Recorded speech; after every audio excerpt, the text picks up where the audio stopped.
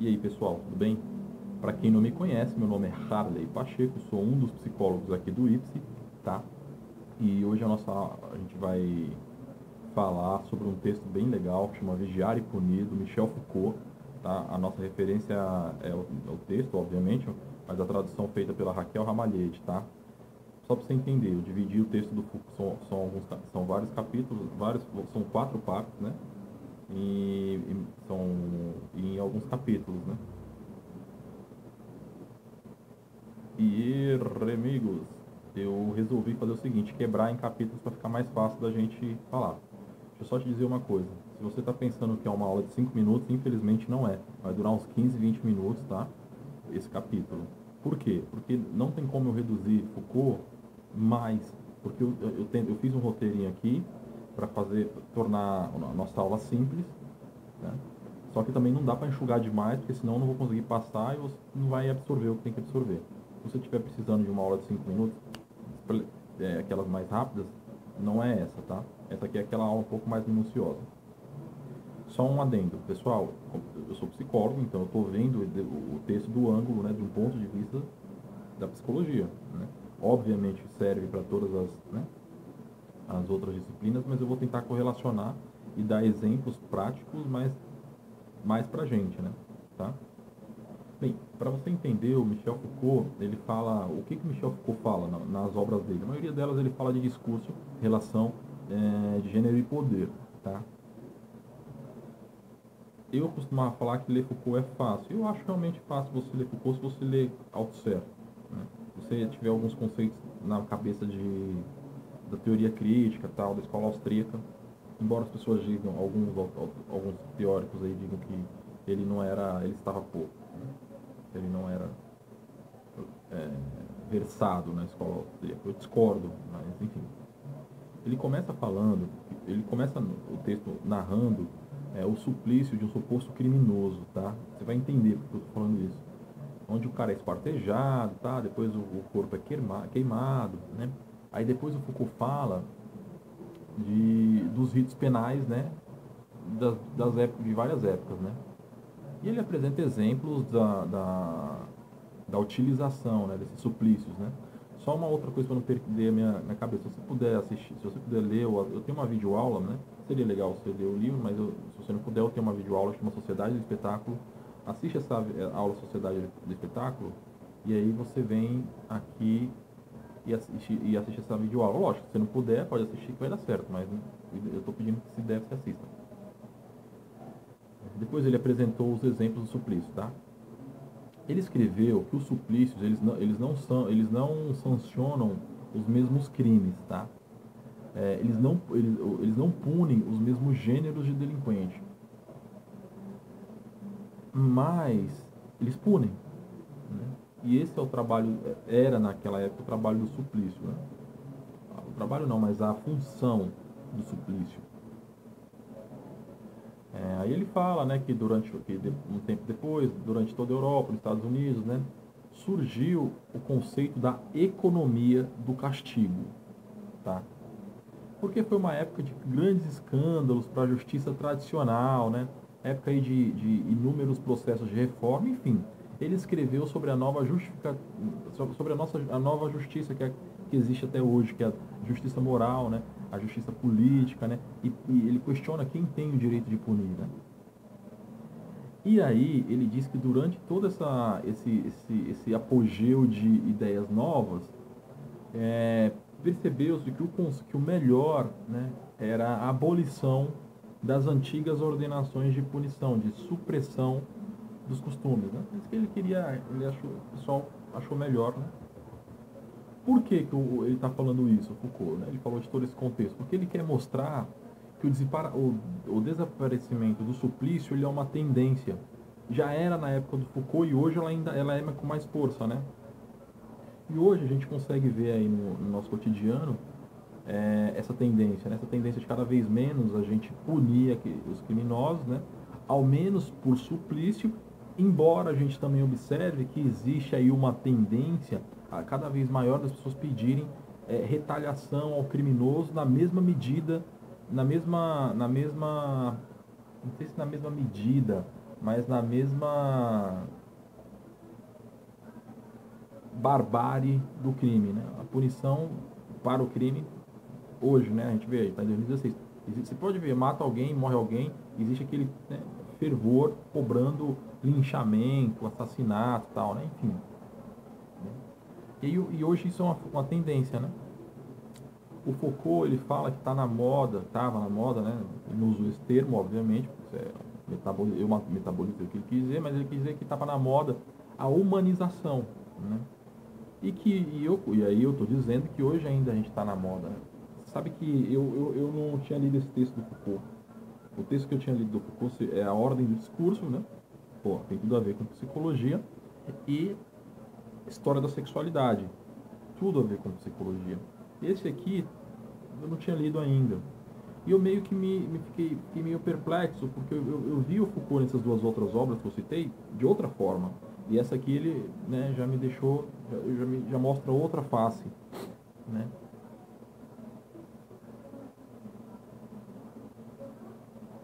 O Foucault, ele argumenta que hoje, quando eu falo hoje, tá, pessoal, tô falando na época dele. Só que esse hoje da época dele eu também observo, né, é uma questão empírica, eu que estou dizendo, também observo hoje, no nosso hoje, 2016.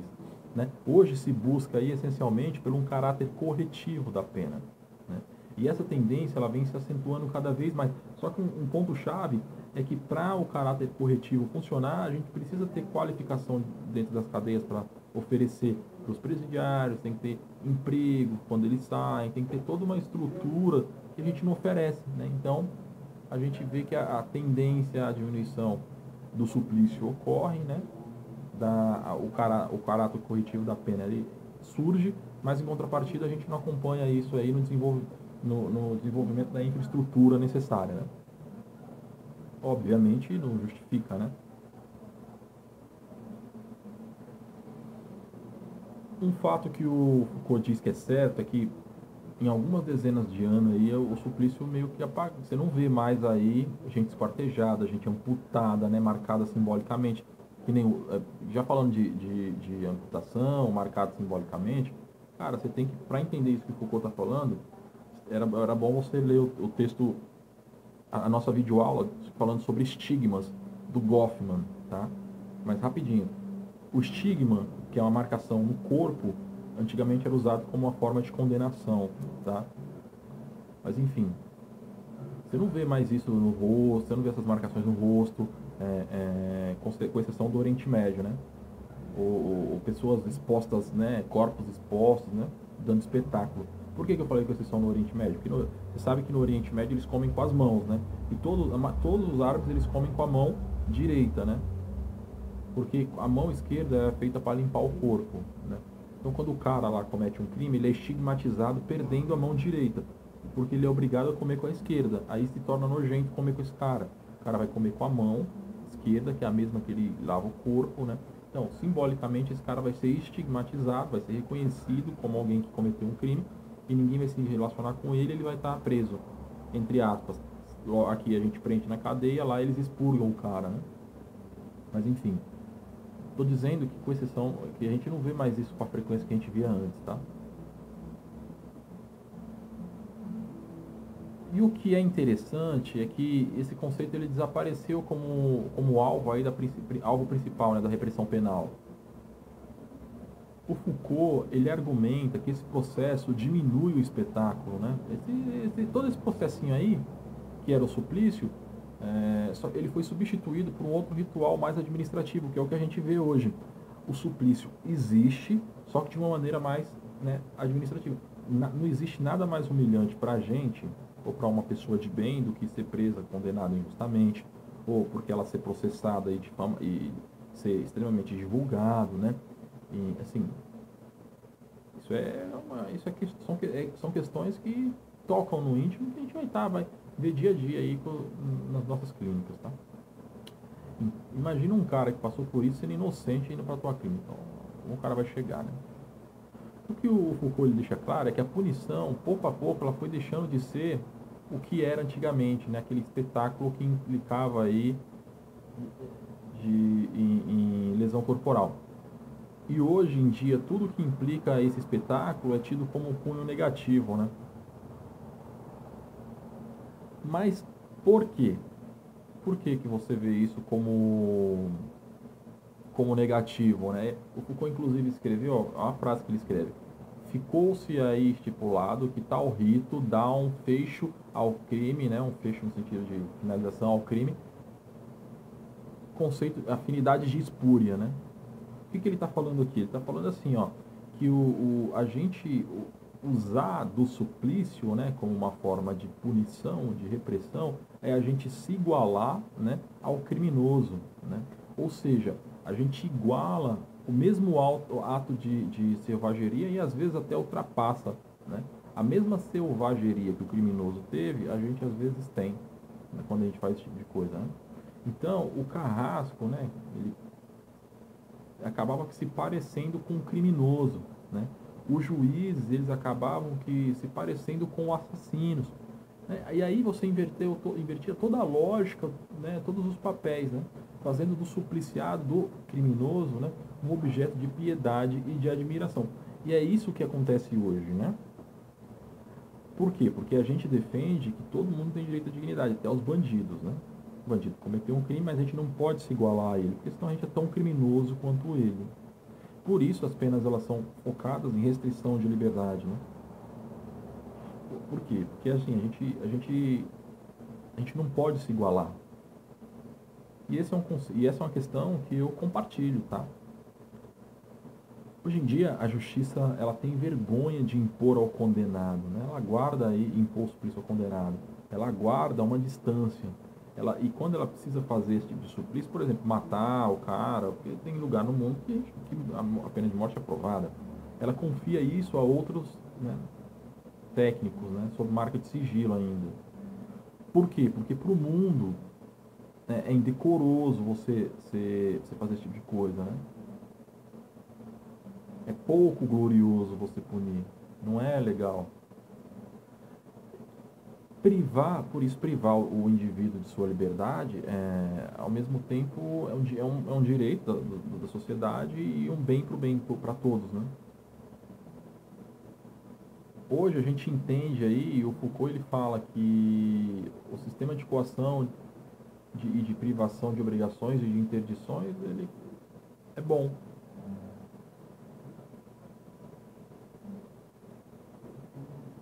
Só que ele também fala que...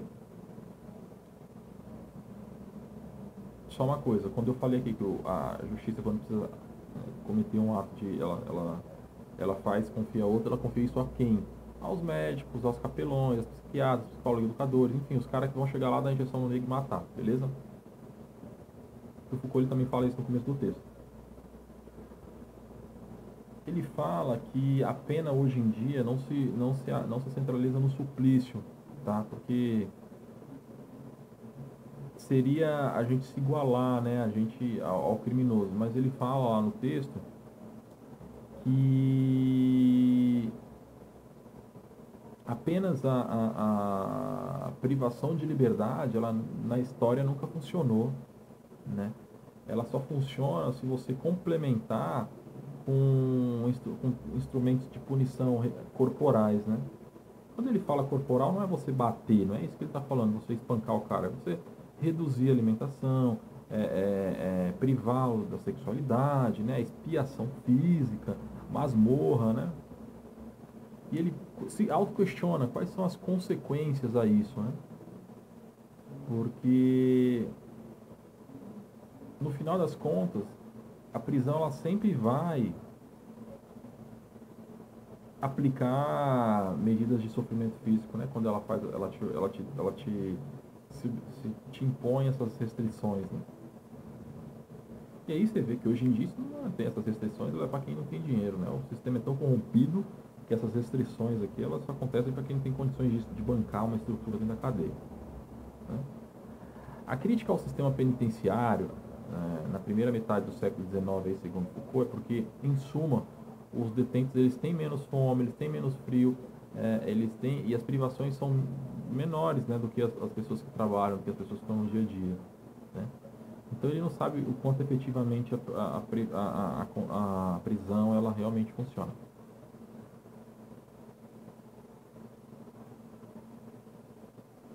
Depois o Foucault ele questiona: é justo que o condenado ele sofra mais do que a gente? Isso é uma pergunta séria, né? Eu não sei responder e acho ingenuidade alguém achar que sabe, né?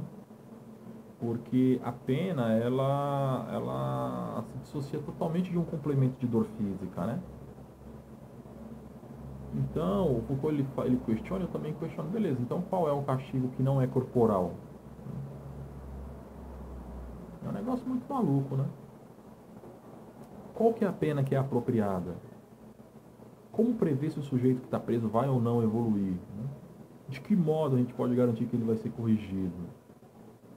Ou seja, é todo um conjunto de julgamentos, de diagnósticos, de prognósticos, de normas, né, que a gente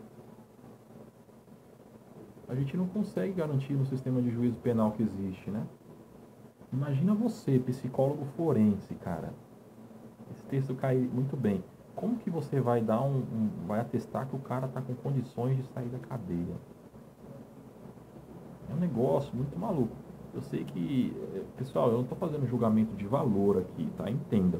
Eu não estou dizendo que é certo ou errado. Eu estou dizendo que o Foucault escreveu e argumentando, lendo, interpretando e metabolizando, né? O que falando para você, né? Para te levar a essa reflexão, né? Porque é um negócio muito maluco, né? Toda essa lógica, né? Ela está voltada à requalificação, né? Só que ela é suave, segundo o Foucault, né?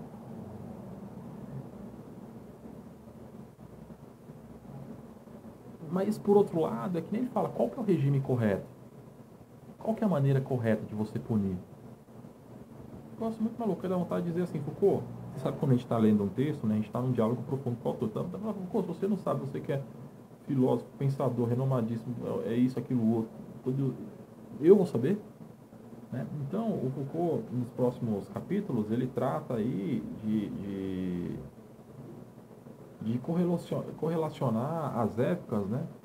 E para poder avaliar de uma maneira como o poder de punir e onde o poder de punir se apoia, né? É um negócio muito louco. A partir de onde, né, se pode fazer esse julgamento?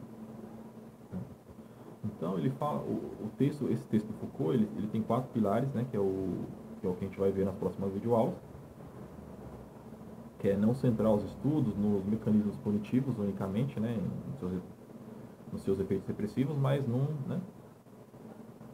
mas nos aspectos da sanção, né, das sanções, para entender como elas podem, quais efeitos positivos elas podem, né, induzir as pessoas, né? O segundo ponto que ele quer analisar são se os métodos punitivos eles não são simplesmente consequências das regras de direito. Tá?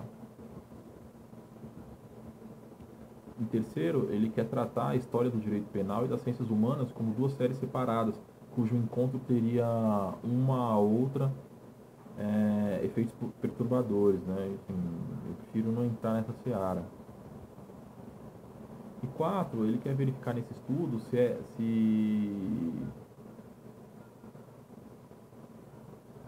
o saber científico ele realmente tem capacidade de transformar as relações, né? Em suma, o que o Foucault quer estudar é a metamorfose dos métodos punitivos a partir da tecnologia da política, da tecnologia, mas não é a tecnologia que a gente está falando, é da ciência, né? Politicada do corpo, onde se poderia ou não ter uma história comum das relações. O que ele está falando é o seguinte, até que ponto é bom ou não punir, como a gente pode punir e como a gente vai punir de uma maneira mais eficiente. Basicamente é isso, tá? Que a gente vai ver nas próximas aulas. Bem, espero que você tenha gostado, tá? Foi 20 minutinhos a aula. Se inscreve no nosso canal e assiste as outras aulas que vai ser legal, beleza? Show de bola, valeu! Ah, pessoal, só mais um detalhe, quase que eu me esqueço.